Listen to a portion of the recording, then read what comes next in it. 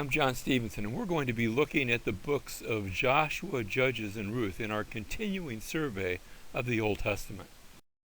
If you remember, we first looked at the Pentateuch. Those are the books Genesis, Exodus, Leviticus, Numbers, and Deuteronomy. And now we come to the next large section, the section known as the historical books. That begins with Joshua, Judges, Ruth, 1st and 2nd Samuel, 1st and 2nd Kings, 1st and 2nd Chronicles, Ezra, Nehemiah, and Esther. Those are all the histories. Later on, we'll come and look at the poetic books, Job through Song of Solomon, and then the books of the prophets. But right now, we're entering into this segment known as the historical books. When we left off, we saw in the closing chapters of Deuteronomy the death of Moses. He dies on the east side of the Jordan River. He is buried on Mount Pisgah. His grave is unknown, has not been found to this day. And the children of Israel are ready now to go into the promised land. Joshua takes them. He's their new leader.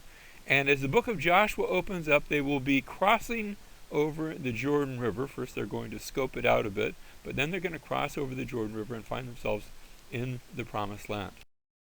Joshua chapter 1 verse 8 says, "This book of the law," this is God speaking to Joshua and to the Israelites, "this book of the law shall not depart from your mouth, but you shall meditate on it day and night, so that you may be careful to do according to all that is written in it. For then you will make your way prosperous, and then you will have success." He goes on to say, "Have I not commanded you? Be strong and courageous." Those words are actually repeated several times throughout this chapter. "Be strong and courageous. Do not tremble or be dismayed, for the Lord your God is with you wherever you go."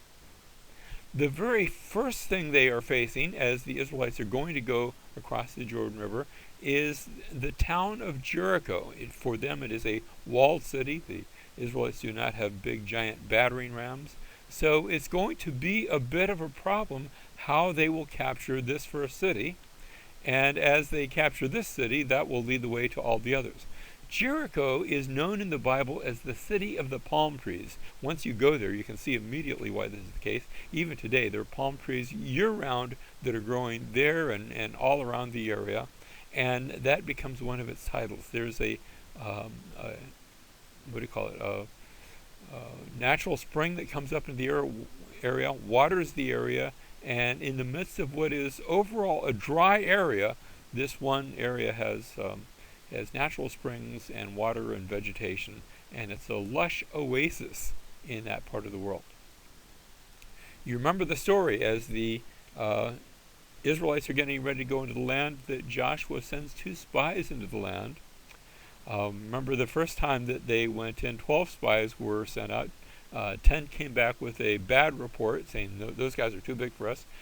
2 of the spies, Joshua being one of those, and Caleb came back with a good report saying, "Yes, they're big, but God is bigger."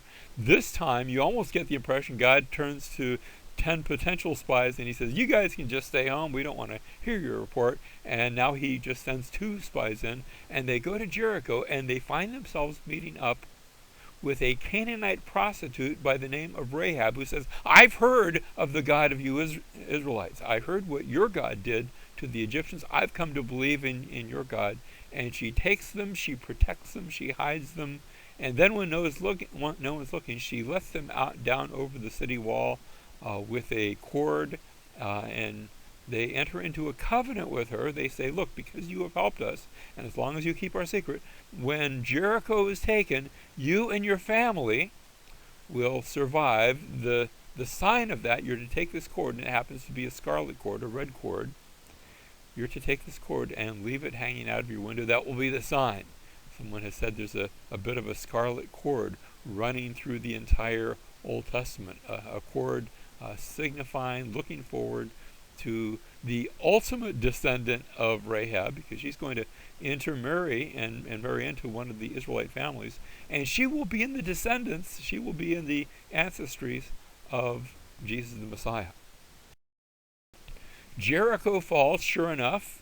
They march around the city not once but 7 times, and then on the 7th day of marching around the city, they march around it 7 more times, and they blow their trumpets and they yell out, and the Lord brings the walls of Jericho tumbling down, and Jericho is taken. The next city after that is Ai. And the city of Ai, we're not sure of the exact location. Scholars are still debating, which location it might be, and we have found several possible candidates. But it seems to be, we have its location generally described in the book of Joshua, and so it's moving on a bit east up into that mountain range, the central mountain range that divides the whole land of Canaan. God had told the Israelites when Jericho fell, don't take any of the loot, don't take any of the people, don't take any of the animals, any of the possessions, because that's all dedicated to me. And one Israelite by the name of Achan had taken some loot, had sinned against the Lord, and as a result, his sin brings defeat as the Israelites go and fight against Ai. His sin brings defeat against the city until Joshua goes before the Lord and says, what happened? And he's told by the Lord, this is what took place. And Achan and his family are brought out. They are punished for their sin. And now Israel is going to capture the city of Ai. After that, the next city on the agenda is Gibeon. They've already taken Jericho. They've already taken Ai. And the people of Gibeon, they hear that the Israelites are already in the land. They've captured two fairly large cities, and they're beginning to worry about this. And so what they do is they take a couple of diplomats, and they dress them in the very oldest tattered clothes that they can find, and they send them over to the hill to where the Israelites are camped. And these Gibeonites come up and they say, we're from a faraway land. They don't say how far, because it was really only a mile or two, but we're from a faraway land. In fact, our clothes were brand new when we set out. That's how far away it was. And we'd like to make a covenant with you. We'd like to make a treaty with you. And without checking with the Lord, Joshua and the Israelites do that. They enter into a covenant with the people of Gibeon. And then I imagine the next day they walk over the hill and see the city of Gibeon there. And surprise, these are the folks with whom you've made a covenant. But they honor it. And so the Gibeon's going to become a possession of Israel, but they will be allowed to remain in the land. Now, when the other cities of the land hear that Gibeon has entered into a covenant with Israel, that brings a problem. Joshua chapter 10, verses 1 and 2. Now, it came about when Adonizedek, we've heard a name that was similar to that. There was a name way back in early Genesis called Melchizedek. Means, Melech is king and Zedek is righteousness. Here's a name that means Lord of righteousness, Adonizedek, but he's not righteous at all. It seems to be just maybe a family name. When Adonizedek, king of Jerusalem, and that's not godly Jerusalem, that's Canaanite Jerusalem, he heard that Joshua had captured Ai and had utterly destroyed it, just as he had done to Jericho and its king. So he had done to Ai and its king, and that the inhabitants of Gibeon had made peace with Israel and were within their land, that he feared greatly because Gibeon was a great city, like one of the royal cities, and because it was greater than Ai, and its men were mighty. So the king of Jerusalem, after hearing that Gibeon has gone over to the Israelites, he puts together a confederation of kings in his area. We call these the kings from the south because there's going to be another confederation in chapter 11 of kings further northward. And so Jerusalem and Hebron and Lachish and Eglon and Jarmuth all get together, and all of these kings band together against, ultimately it's going to be against little Israel, but they come up against Gibeon first. They're going to punish Gibeon for having made a treaty with Israel. Israel comes to fight for Gibeon, and the battle, you would expect the battle to take place near Gibeon, but actually the site seems to be a little bit further to the northwest, the descent of Beth Horon. Not sure how they got over there. Maybe they were going to swing around behind them or something. Not sure what the battle tactics were. But the battle is fought here at Beth Horon, and not only did the Israelites win, we read about how God himself gets into the picture. Joshua chapter 10, verse 11, and it came about as they fled from before Israel, while they were at the descent of Beth Horon, that the Lord threw large stones from heaven on them, as far as Azekah. That's considerably removed from Beth Horon. And they died, and there were more who died. So this is not a little tiny local, this isn't a couple rocks falling in one location, but this is a widespread area as far as Azekah, and they died, and there were more who died from the hailstones than those whom the sons of Israel killed with the sword. Notice the stones are coming min hashamim, from heaven, from the sky, from up there. And so this takes place from Beth Horon all the way down to Azekah. That's, like I said, a rather large area where this event, this heavenly attack, is taking place. Then Joshua spoke to the Lord, verse 12, in the day when the Lord delivered up the Amorites. Amorites is just another word for Canaanites. Amorites before the sons of Israel. And he said in the sight of Israel, O sun, stand still at Gibeon, and O moon in the valley of Ajalon. So the sun did stand still, and the moon stopped, until the nations avenged themselves of their enemies. And then Joshua actually does something here he hardly ever does. In fact, we don't see this very often in the Old Testament. But he quotes an outside source, a secondary historical source, to give documentation. He says, is it not written in the book of Jasher? We don't have the book of Jasher. It's a book that's long been lost. But Joshua says, is it not written in the book of Jasher? And the sun stopped in the middle of the sky, this is the quote, and did not hasten to go down for about a whole day. And there was no day like that before it or after. This sort of thing doesn't happen every day. This thing hasn't happened since then. There has been no day like that before or after it, when the Lord listened to the voice of man, for the Lord fought for Israel. Now, trying to explain that, I'm not going to. I'm just gonna leave the. This is obviously, I think, some sort of supernatural miracle, where the sun has the appearance, at least, of standing still. I don't know how God did it, but we're told this is a irregular special event. The next thing about which we read is, and this is in Genesis chapter 11, is a similar attack. Now, it's not going to be the sun standing still again, but a similar attack, this time centered from, if I use the English pronunciation, Hazor. If you go to Israel, they'll call it Hatzor. So forgive me if I slip once in a while and use the Hebrew pronunciation. And Hatzor and Madon and Shimron and Achshaph. These other confederation of kings up here in the north, they get together, Hatzor being the primary city. That was the largest city probably in all of Canaan. And they're going to get ready, and Joshua marches up there. This time we're not given a blow-by-blow battle of the city, of the blow-by-blow account of the battle. But again, Joshua has the victory, and now the larger part of central Canaan has been subjugated by Israel. So our outline of the book of Joshua then, we begin with an initial appeal. There's preparations to take the land, and things like circumcision and sending out the spies and a rededication, and all these things are preparatory. Then we read about the conquest of the land. We've been talking about Jericho and Ai and Gibeon and the kings of the south and the kings of the north, as the land is actually captured, chapters 6 through 12. But the book of Joshua isn't done yet. Next, beginning in chapter 13, we have the distribution of the land. Now, the way we would do this today, we would drop a nice orderly map and just put dividing lines. They didn't have maps back then. It was very rare for us to find any maps of this time in antiquity. There have been maybe a very, very, very few very crude drawings, but we don't see evidence of regular map making, and so instead, that all has to be described without the benefit of a map. And that's why so many chapters are given over to the distribution of the land, as the land is parceled out. Now, that doesn't mean there's no more Canaanites there.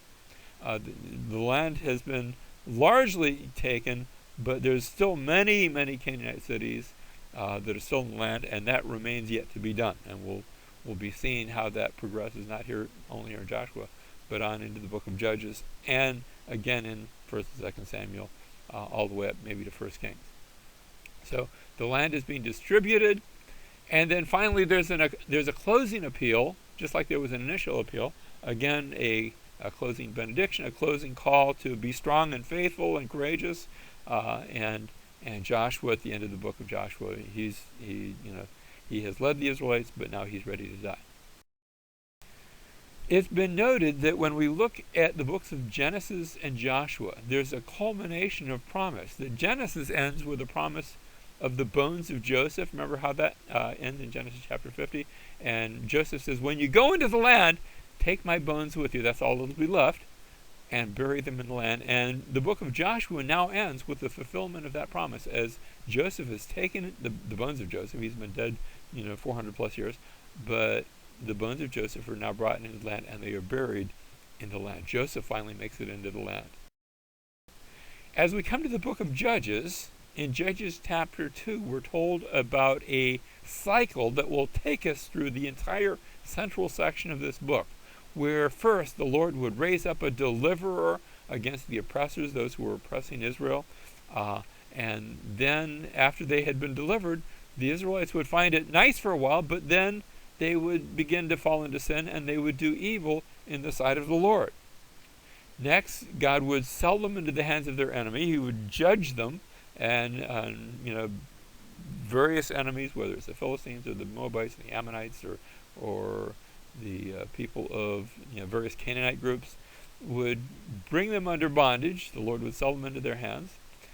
And then that would cause the people to repent, and the sons of Israel would cry out to the Lord for a deliverer. And in their repentance, the Lord would send them a deliverer, which would begin the cycle all over again. After the deliverer came, they'd fall back into sin, and the cycle goes round and round and round, and that's the entire central section of the book of Judges. We have that described in the prologue, especially in chapter 2, and so the first 2 chapters of Judges are a form of prologue. First you have a bit of a narrative, and then you are told the way it's going to sort of pan out in the rest of the book of Judges. Next we have a very short narrative, the Othniel narrative, who delivers the Israelites from Philistines, and then Ehud is mentioned, and in Ehud we begin to see the story played out a bit longer. Ehud is a social outcast. What makes him a social outcast? We read that he is a left-handed man. You say, well, what's so bad about that? I know lots of folks that are left-handed. My own older brother is left-handed. That doesn't make him a social outcast. It means he has to use a different kind of baseball mitt and maybe string his guitar a little bit differently. That doesn't make him an outcast. But in that day, if I can be not too graphic with this, imagine you use your right hand to eat in the common pot. You'd grab something to eat. They didn't always have the kind of utensils we have. And your left hand was for other things, sort of like they didn't have toilet paper and flush toilets. So your left hand was for those sorts of things, which means that you weren't too keen about bringing a left-handed man to the table to eat at dinner. You don't know where his hands have been.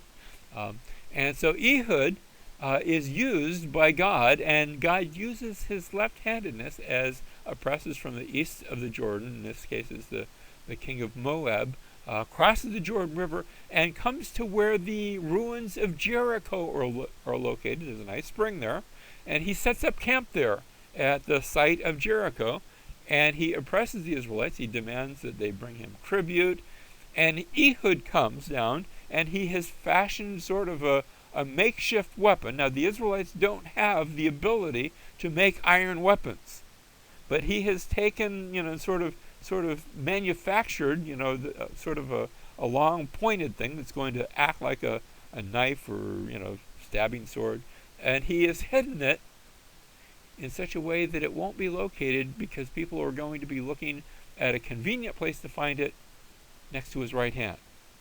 And he's left-handed, so he can hide it and he comes into the presence of the king of Moab, and he says, I have a message just for you. And oh goody, a message just for me. Maybe it's money and we don't want anybody else to see that. And the king of Moab gets rid of all of his retainers, has them go outside, and Ehud comes up and says, here's the message, and stabs the king of Moab and kills him, and then slips out another way. Now the private chamber that they were using was called in our English translation the cool roof chamber. We would translate it the bathroom. Meanwhile, his guards are outside, and they hear some grunting and groaning, and they think, well, he's just taking care of business. And in the meantime, Ehud has made his escape, and the Moabites are driven out. So that's the first, full-fledged narrative that's telling us the story of the deliverance of the Israelites. The next story is going to be about Deborah. She is a judge. That in itself is rather unusual. We have seen women characters, but never in the position of leadership in the scriptures. And yet Deborah is a judge. She's judging the Israelites. And she comes to one of the tribal leaders, Barak, and says to Barak, the Lord has called you to raise together the Israelites and go and defeat these other people that are oppressing Israel, the people of Hatzor. And Barak says, well, I'll go if you go. And Deborah says, well, just for that, I'm going to go with you. But it's going to be said that the Lord gave the enemy of Israel into the hands of a woman. And that woman is Deborah. That actually woman is someone else we'll talk about in just a moment. But Barak goes and fights. He actually comes to this mountain that we have pictured on our overhead, the mountain of Tabor. It's right on the edge of the valley of Jezreel, that big wide valley southwest of Hatzor, the same valley on which Megiddo is located. And he assembles the Israelites by this wide open valley, and the king of Hatzor and his chief general, Sisera, think, oh goody, we have them right where we want them. They're on this wide open plain. We have chariots. The Israelites don't have anything like that. They don't have cavalry. They don't have chariots. It's become very easy for us. And instead, the Israelites win the battle. We're not told a blow-by-blow description, but what we are given, the battle is described in chapter 4. In chapter 5, we have Deborah's song of victory. And in that song, we don't know quite how much is figurative language, how much would take literally, but there's reference of the flood of the Gibeon, this little tiny stream that normally doesn't flood, unless maybe you had some heavy rains, and if that's what took place, then maybe the chariots all got bogged down in what now turns into a bit of a mud pit.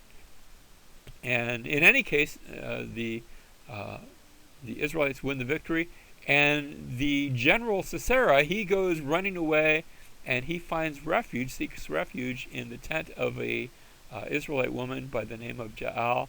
And she says, oh, you want some refuge? Here, why don't you just, let me give you something to eat, something to drink. Here, take a nap, and I'll cover you and hide you.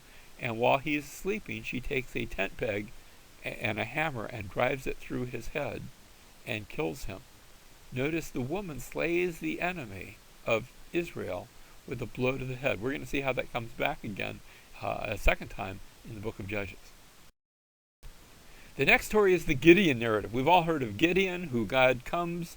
Actually, it's the angel of the Lord shows up, and Gideon he's threshing his wheat. He's a farmer, but he's doing it in a very non-conspicuous place. He's threshing the wheat, but he's in a place that you would normally use for squashing grapes, which means that's a very small hidden cave, and that's a terrible place to thresh wheat, because you need a big wide open space with lots of wind to thresh wheat. In other words, he's afraid that some of the enemies of Israel, in this case the Midianites, are going to come and steal his wheat, and so he's acting the part of sort of under wraps and sort of Secret Service Christian, and the angel of the Lord comes and says, oh, Gideon, valiant warrior. And he looks nothing like a valiant warrior. It's sort of a contradiction in terms, but God is calling him to be a valiant warrior, and God calls him to gather the Israelites together and says, I'm going to use you to you're going to lead Israel against their enemies. And Gideon says, well, I'm not so sure about that. Why don't you give me a couple of signs? And God gives signs regarding, he lays out fleece and makes the ground wet while the fleece is dry, and then likewise the next day makes the ground dry while the fleece is wet. And we even talk about, we make that a figure of speech today. We talk about laying out the fleece, trying to figure out what God wants us to do. But Gideon does that, and then he gathers the armies of Israel, and they're huge armies, but God says, you have too many people. And Gideon says, well, okay, Lord, what do you want me to do? And I want you to tell all of those who are afraid to go home. And 10,000 people just up and leave. Good third of his army just walks out. And Gideon says, well, that wasn't so good. And I have to admit, at least Gideon doesn't go home, and he might have been tempted to himself. But God says, you still have too many. Take them down to the stream or to the river to drink, and whoever just puts their head in and drinks from the river, the way an animal or dog would, send them home. Only keep those who use their hand, and don't tell them ahead of time, only keep those who use their hand to cup the water and bring it up to their mouth. And that's not the normal way of doing it, so Gideon ends up with only 300 men left. And God says, that's perfect. Now I want you to go and defeat that enemy. And Gideon's, I can imagine what he's thinking. In fact, the night before the battle, God says to Gideon, sneak up and sort of spy out the land. Don't send 10 spies, 12 spies, 2 spies. You just go yourself. And if you're really afraid, take your servant Putah. And so we read, Gideon took his servant Putah, which tells me he was a bit afraid. But he goes and spies out, and then he comes back with a plan. And his plan, he tells his men, look, I want you to take a torch in one hand and hide it within a pot so it can't be seen. And I want you to take a ram's horn, sort of a trumpet in the other hand, and surround them. And at the signal, break the pot, flash the torch, blow the trumpet, and call out the sword of the Lord for Gideon. Now, when you hear that, you say, okay, I've got a torch in one hand, I've got a trumpet in the other hand. One thing I don't have in either hand is a sword, a weapon, a shield, no kind of weaponry. But that's okay. They do what they're told. They flash the torches, they blow the trumpet, and the Midianites, thinking they're surrounded, well, they are, but only by 300, but thinking they're surrounded by a big group, they rush out, and it's in the middle of the night, and they rush out, and, oh, here's somebody, I've got to fight him. And they begin fighting each other. And they begin killing each other, not down to the last man, but the remnant go escaping, and all Gideon has to do now is a mopping up operation. So Gideon has won the victory. Now, the Israelites, after Gideon's victory, they say to Gideon, why don't we make you our king? And Gideon says, no, don't do that. The God is your king, and I think good for Gideon. On the negative side, he says, but what you can do is you can give me a whole bunch of gold and silver, and he makes a ephod. Remember that was the sort of outer garment that a priest would wear, and he hangs that up in town, and it actually becomes a source of idolatry. And next we read about Gideon's son. After Gideon dies, his son comes on the scene, and his son is named, and I'm not sure if Gideon named him this or he changes his name to this, but his son is named Abimelech. You probably remember Abba.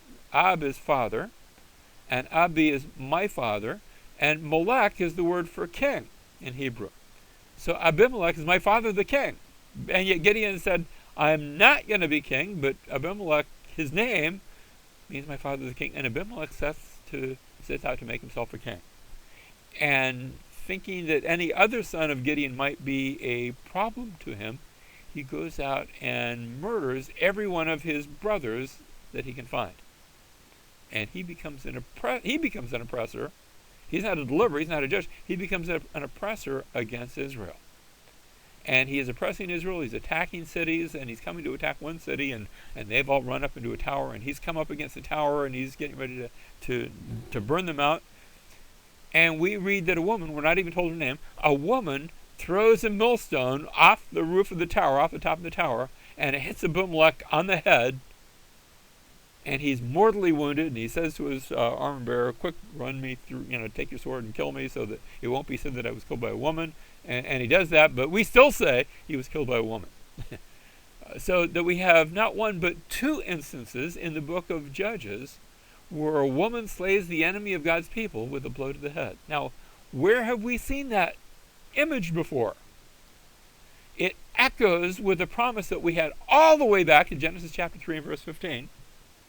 That picture of the serpent, and here's two individuals who were acting very serpent-like, acting like God's enemies. We had a prophecy about the enemy of God being killed with a blow to the head. He will bruise your head. And it takes place in both of these accounts. The next account that we read, and notice there's now a pattern emerging, just like we had Deborah, and Jael and Barak, where a woman slays the enemy with a blow to the head, and that corresponded to Abimelech being slain by a woman with a blow to the head. So also this is a correspondence to the Ehud narrative where we had a judge that's a social outcast. Now we read of Jephthah. He's not left-handed. It's a different sort of outcast. His mother is not sort of up to par, and so his half-brothers drive him out. He becomes sort of a social outcast for no fault of his own. But he's called back when there were oppressors from the east. This time it's not Moab. This time it's Ammon, who come up against people of Israel. And Jephthah is used this time to deliver the Israelites. And he does that. There's an account at the end of the Jephthah narrative, sort of a sad account, where Jephthah, he's flushed with victory, he's thankful to God, and he says to God, when I get home, whatever comes out of my house, the first thing that comes out of my house, I'm going to give to you. And I don't know, maybe there was a cat that he didn't particularly like that would always run out of the house. I don't know what he was thinking, but he comes back, and it's his daughter who comes out of the house to greet him. And he says, oh my, I wasn't expecting that. But he keeps his vow to God. Now, the passage doesn't say this was a good thing, this was a bad thing, just says this was a thing. But he keeps his vow to God, and it sounds like, when we read it in text, and I just take it literally, like what it sounds like Jephthah sacrifices his virgin daughter as a human sacrifice. And you say, where does the Bible advocate that sort of thing? I don't think the Bible does advocate this sort of thing. It's just telling us what Jephthah did. It's reporting it, warts and all. It's telling us what they did, what was good, what was bad, in this case, without commentary. Finally, we have the Samson narrative. Now, Othniel narrative was a very short one. Samson narrative is actually quite a few chapters. I like to call Samson the he-man with the she-weakness. He gets strength from the Lord, but he seems to use it in ways that he's more concerned about himself. You wonder, where is God in all this? And we're told in the book of Judges that God is using this. He's using even Samson, with all Samson's not so hot motivations. He's using that to deliver Israel. And so God uses judges, sometimes in spite of them. And he does so in the Samson narrative. Now, we're not done with the book of Judges. There was a prologue in 2 parts, and there's an epilogue in 2 parts. And in this case, we have to look a bit at the story, because it's going to come back a bit later. It's going to set forth the imagery that will take us through the rest of the historical books. So, the main argument of the book of Judges is that in those days, Israel needed a king. We read this in Judges chapter 17, verse 6 for the first time. It's actually going to be repeated several times. In those days, there was no king in Israel. Every man did what was right in his own eyes. And that's not a good thing. We say, hey, isn't it nice they were all doing what was right? No, they weren't doing what was right. They were doing what was right in their own eyes, not in God's eyes. Because in those days there was no king in Israel. Now, the very fact that the writer of the book of Judges is saying there was no king in Israel in those days means that by the time he's writing it, after the fact, by now there is a king in Israel. But he's talking about those bad old days when there was no king in Israel and every man did what was right in his own eyes. And now we have 2 stories in Judges, actually 3, but you'll see how this pans out. The first story is of a Levite from Bethlehem who leaves Bethlehem and he goes out in search of, something else. He's not happy with what God's given him. And he comes and meets a man of Ephraim who set up his own cultic shrine. Now, you're not supposed to set up your own cultic shrine. You're not supposed to be worshiping idols or gods or anything, false gods or anything like that. And this man hires the Levite, says, look, I'll pay you, a stipend, and you can be my priest.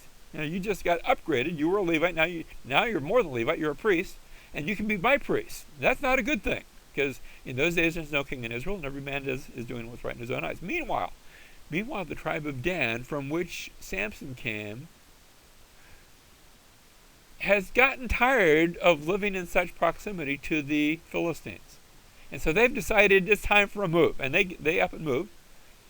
And they come to Ephraim, and they come to the house of this man who's hired the Levite and has his own little cultic shrine and his own little idols, and they take the idols. And the Levite says, hey, those are the idols here. They said, well, here, you can come with us and you can be our priest. And so they take the Levite too. And the man who sponsored the Levite and who's owned the idols, he says, wait a minute, those are my idols, my priests. And they say, if you don't bug out, we're going to kill you. And he says, okay, well, I guess I don't have anything to say about that. And they leave, and they go up and they settle. They resettle as far north as you can be. It's still be in Dan, or still be in Israel. And that place is going to be called Dan, on the slopes of Mount Hermon, way, way up in the north. And that's not a good thing. And they're going to set up a place, an alternate place of worship in Dan, a place of worship other than where God calls people to worship. The second story involves a concubine from Bethlehem, and she's gone to live with her hubby up in the hill country of Ephraim. And she ran home back down to Bethlehem, and in the story she's going to be murdered, and that will spark war against the tribe of Benjamin. So let's look at that story. She's from Bethlehem, and she's married a guy up in the hill country of Ephraim, but for one reason or other, she went running home to Daddy. And she goes back to Bethlehem, to her hometown, and her husband, she's a concubine, but legally that's her husband, goes down to get her, and he gets to Bethlehem and meets up with Daddy, and they talk, and apparently everything's cool. And father-in-law actually has him stay there a few days, gives lots of nice hospitality. When he's ready to go, she says, why don't you stay one more day? Okay, I'll stay one more day. Why don't you stay? Well, I really do have to get going. And so he leaves Bethlehem, and he's headed back to the hill country of Ephraim.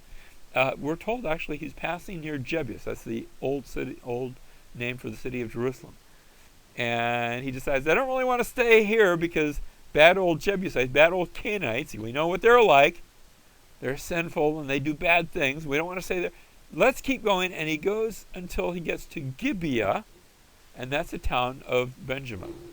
And he gets to Gibeah and he says, oh, at last I'm at an Israelite town. Everything will be okay. And he comes here looking for hospitality, and he's going to sort of camp out in the square of the city. Not that big of a city, a little village. And there's a man in Gibeah who says, you really don't want to be camping out here. This is just a bad place to camp out. Why don't you come into my house instead? And as the sun sets, the men of the city, you think, well, am I in Gibeah or am I in Sodom and Gomorrah? The men of the city surround the house where he is, and they say to the man who lives there, we hear you've got a traveler. Toss him out here. We want to know him in the biblical sense. We want to have sexual relations. We want to rape him, basically. And he said, well, that's completely antithesis of hospitality. You can't do that. And they insist, and so finally, they sort of open the door a bit, and instead of tossing out the man, they toss out the concubine. And she is raped and murdered. It's a tragic, tragic story.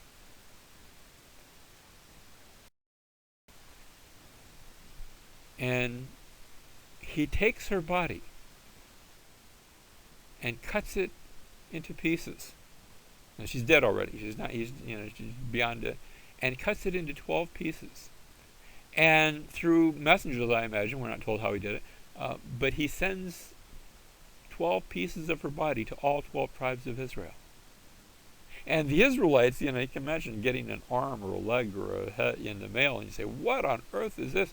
And then it comes with a message. Here's what happened, where there should have been hospitality. Instead, there was the gross opposite of hospitality, this great sin. And the tribes of Israel say, we have to do something about this. We have to punish the town of Gibeah. And all 12 tribes, well, not all 12, but 11 of the tribes say, we have to punish Gibeah. And the tribe of Benjamin says, you can't do that. That's one of our tribes. That's one of our cities. We'll handle this internally. Naughty, naughty. And the other tribes say, no, this is a major offense. And you have 11 tribes go to war against the tribe of Benjamin that's protecting Gibeah.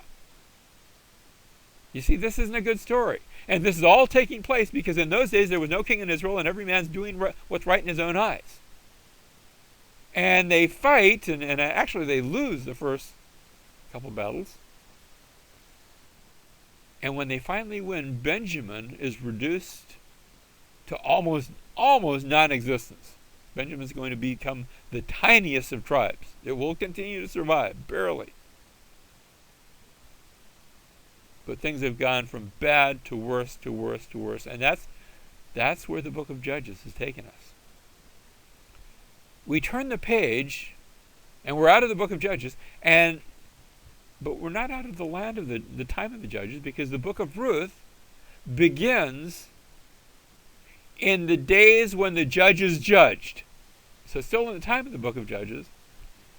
And here we're going to read a woman's story, where Ruth, she's a Moabitess who sort of marries into the family, and Naomi are going to return to Bethlehem. And ultimately, Ruth is going to give birth to a son that will give birth to another son that will give birth to another son who will ultimately give birth to David. Now, the book of Ruth starts off, I call it Naomi's bitterness. It looks like Naomi's going to be a sort of a side character, but she's actually one of the main characters here. Her husband and her sons, and of course she's with them, they're living in Bethlehem, this little tiny village south of Jerusalem, and a famine has come on land, so they leave the promised land and they go to Moab. And while they are in Moab, her two sons each take wives for themselves, and then her husband dies and her sons die, and Naomi and her two daughter-in-laws are all left widows. And after a while, Naomi says, well, I can just stay here and die, or I think I'll just go back to Bethlehem. You gals, you stay here, you find husbands of your own. And one of those daughter-in-laws, Ruth, says, no, where you go, I'm going to go. Your God will be my God, and nothing except death will separate us.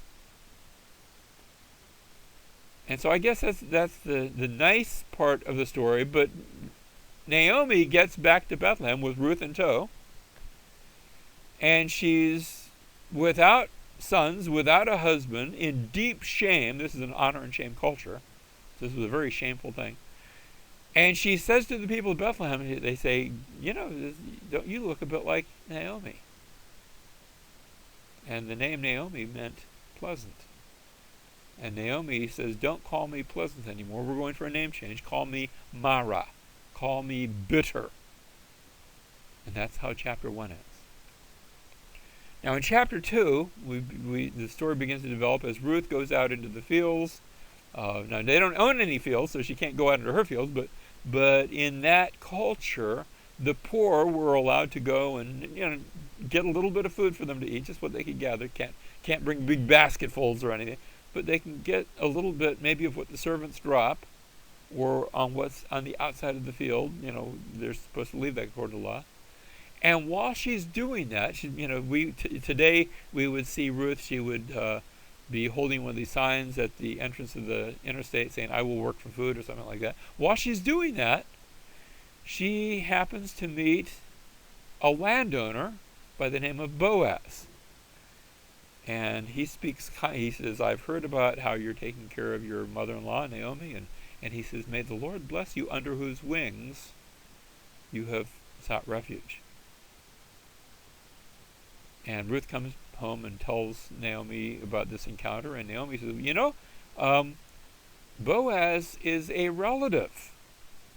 He's a relative, and if you remember, under the Levirate law, both in that culture as well as in the law of Moses, the closest relative would be actually required to come and take the wife of a widowed wife who has no children of her own, and have children by her that would legally be the descendants of the deceased husband. But she's a Moabitess, and they're not going to be lining up to take her. The story develops as, according to the advice of Naomi, Ruth goes by night to where they've already gathered the wheat, but now they're threshing it. You go up to a high place and you drag something heavy over the wheat, and you grind it up, and you throw it in the air and let the wind carry it. And it's threshing time, and everybody's sort of camped out. And Ruth goes under cover of darkness to the place where Boaz is, and she lays down by his feet. And when he wakes up, there's somebody down. My feet are a little bit warm. What's that? And there's somebody down there, and he says, "Who are you?" And she says, "I am Ruth, your handmaiden. Spread your cloak," all the way you say that in Hebrew. Spread your wings. Remember how Boaz said, "Blessed be you, Ruth, under whose shelter, under the shelter of the Lord, you found shelter under his wings." Now Ruth says, "Spread your wings over me." It's a little play on words there. And it's a little bit of a risque. I mean, think about it. Boaz is, think about how you sleep with a cover over you, and all of a sudden there's this woman down there by the bottom parts of your covers, and she's saying, "Let me under the covers." And Boaz, this is actually it's a little bit like Ruth proposing to Boaz. Boaz, there's something you owe me, by the way. Something physical here. I don't have a child. And Boaz says, "Okay, that's fair, that's appropriate. I'm going to do that. However, there's an issue. There's a closer relative. So we really need to do this by the book. And so you stay here. We're not going to do anything physical, but you stay here. But you leave before sunrise, and you don't tell anybody you came. We don't want to mess up your future relationships." And the next day, and Boaz says, "I'll take care of it." And Boaz goes the next day to that kinsman and says, now he approaches it in sort of a roundabout way. He says, "There's a piece of land nearby that's part of the family, used to belong to our cousin Abimelech, and it's available." The kinsman says, "Oh, I could always use another piece of property." And Boaz says, "The problem with it comes with Ruth." And the kinsman says, "Well, I can't do that." And we're not entirely sure why, but that's a deal breaker for him. And so they go through this little custom, this little ritual of taking a sandal off and giving it to the other party. I guess the idea is wherever the sandal walks on, that becomes like the title deed. And Boaz legally requires the right to both the property and to Ruth.